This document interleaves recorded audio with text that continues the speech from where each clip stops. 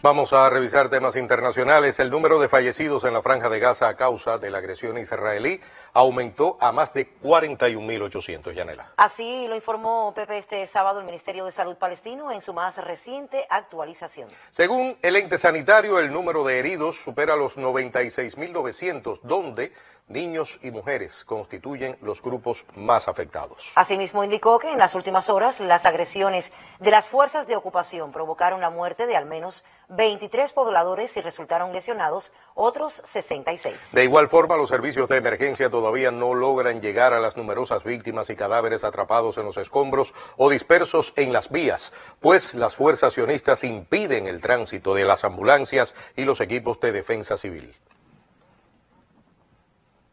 Por otra parte, más de 100 personalidades de 20 países firmaron una carta dirigida a la Comisión Interamericana de Derechos Humanos que solicita la ampliación de las medidas cautelares para el ex vicepresidente de Ecuador, Jorge Glass. La misiva aboga porque se le reconozca al político sudamericano su estatus de asilado diplomático, de acuerdo con un reporte de prensa de la multinacional Telesur.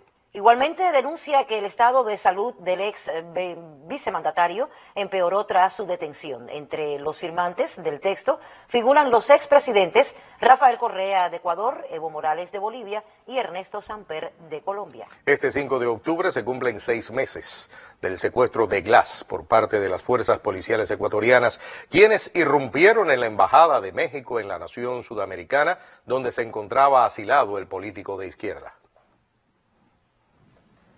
Y la masacre perpetrada por la banda Grand Grif el pasado jueves en el barrio haitiano de Ponsonde, que cobró la vida a 70 ciudadanos, recibió el rechazo de la comunidad internacional. Medios de prensa refieren que el primer ministro de la nación caribeña, Garrick O'Neil, expresó en nombre del gobierno su más profunda indignación y condenó el hecho. Por su parte, la Oficina de las Naciones Unidas en Haití declaró en un comunicado estar horrorizada por las acciones violentas del grupo armado en la capital del país. Igual postura asumió la Embajada de Francia en la nación, quien además ofreció sus condolencias a los familiares de las víctimas. Por su parte, la representación estadounidense en Haití condenó en los términos más enérgicos la violencia perpetrada por los grupos armados.